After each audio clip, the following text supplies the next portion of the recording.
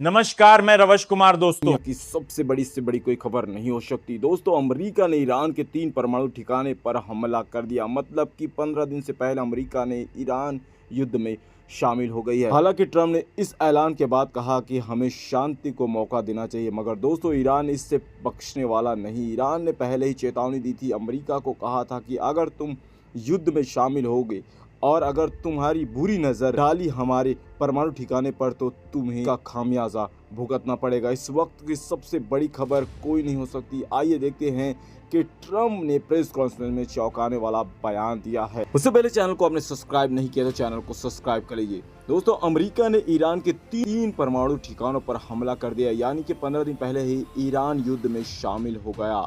हालांकि ट्रम्प ने एक ऐलान के बाद कहा है कि हमें शांति को मौका देना चाहिए, मगर आप जानते हैं कि दोस्तों ईरान इसे बख्शने वाला नहीं। ईरान ने पहले ही चेतावनी दी थी कि अमेरिका को कहा था कि अगर तुम युद्ध में शामिल होगे, अगर तुम्हारी बुरी नज़र डाली हमारे परमाणु ठिकाने पर तो तुम्हें इसका खामियाजा भुगतना पड़ेगा।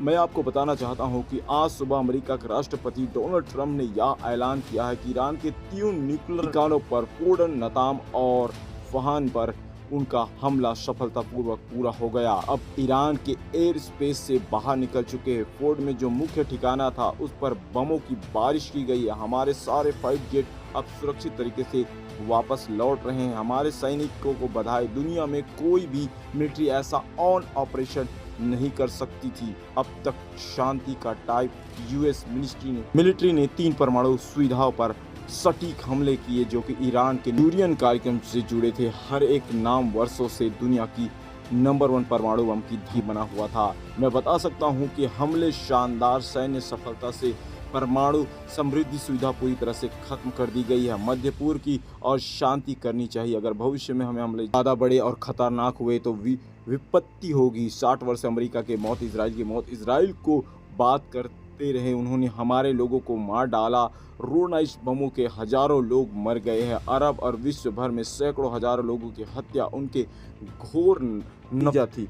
विशेष रूप से कासिम सुलेमानी द्वारा मैंने लंबे समय तक तय कर रखा था कि यह रोका नहीं जाएगा। मैंने प्रमुख सैनिक और मेट्रोन प्रशासन को सहारा की शानदार काम किया है और उम्मीद है अब उन्हें अपनी सेवाओं की ज़रूरत नहीं होगी और यह क्षमता बनी रहेगी। इसलिए मैं भगवान से कहता हूं कि मध्य पूर्व की रक्षा करे और अमेरिका की भी रक्षा करे। ईरान ने यह ऐलान किया है कि ट्रेड ऑन द हॉर्मोन्स, अब कोई तेल की जहाजें गुजरी नहीं। इसका मतलब है कि भारत जैसे कई देशों में तेल की कीमतें बढ़ने वाली है, यानी कि नीति यह हुआ कि जिद और अमेरिका महंगाई का असर सारी दुनिया भुगतने वाली है। अमेरिका के इस कदम का अमेरिका में भी जोरदार बहस शुरू हो गया है।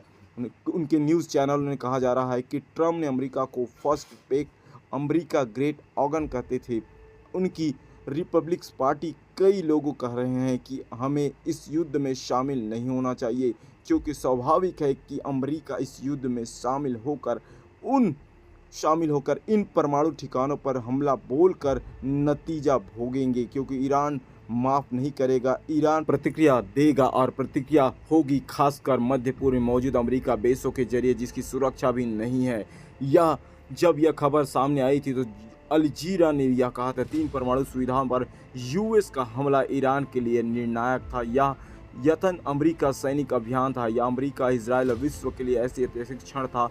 अब ईरान को समाप्त करना होगा। वाशिंगटन पोस्ट में कहा कि 9 करोड़ की लोगों की सामर्थ्य कर रही रिपब्लिक्स पार्टी कर रही है, जब राष्ट्रपति को शामिल नहीं होना चाहिए था। यह बात थी जिस पर उन्होंने चुनाव लड़ी थी। प्रेसिडेंट शामिल नहीं होना चाहिए। अब ट्रम्प के फैसले का अमेरिका के अंदर भी विरोध हो रहा है। संसद कह रहे हैं कि ट्रम्प ने ईरान के साथ युद्ध की शुरुआत कर दी है। इसके लिए अमेरिका संसद की मंजूरी लेनी चाहिए थी, लेकिन उन्होंने नहीं ली।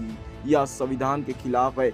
कई लोग कह रहे हैं कि ट्रम्प एक आतंकवादी है, यह ठिकाना नहीं होगा। और पाकिस्तान ने डोनाल्ड ट्रम्प का नोबेल शांति पुरस्कार के लिए नामांकन कर दिया है। पाकिस्तान अमेरिका की चमचाई कर रहा है, अपने आप को अमेरिका की नज़रों में ऊंचा दिखाने के लिए।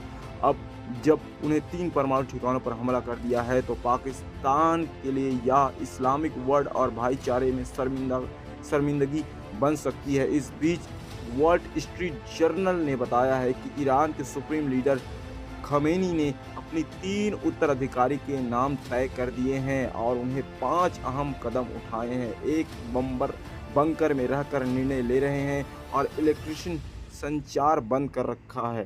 केवल भरोसेमंद रिश्तेदारों में सीधे बात कर रहे हैं। सैन्य कमांडर बदले की घोषणा की है ताकि अगर वरिष्ठ कमांडर मर जाए तो उनकी जगह ली जा सके। तीसरी वरिष्ठ मौलिकी और उत्तराधिकारी चुन लिया गया है कि सत्ता हस्तांतरण से बाधा ना आए। और चौथा कदम यह होता है कि इंटरनेशनल सेवाएं बंद कर दी गई है और इलेक्ट्रिक संचार प्रतिबंध कर दिया गया है। वरिष्ठ अधिकारी भूमिगत रह रहे हैं। यह सब खमैनी ने इसलिए किया है क्योंकि उन्हें पता है कि इजराइल या अमेरिका इन टारगेट हमला कर सकती है। बिल लिंकन ने कहा था कि नितिन यह हुआ है कि जंग इसलिए छेड़ रहे हैं ताकि अपनी जान बचा सके।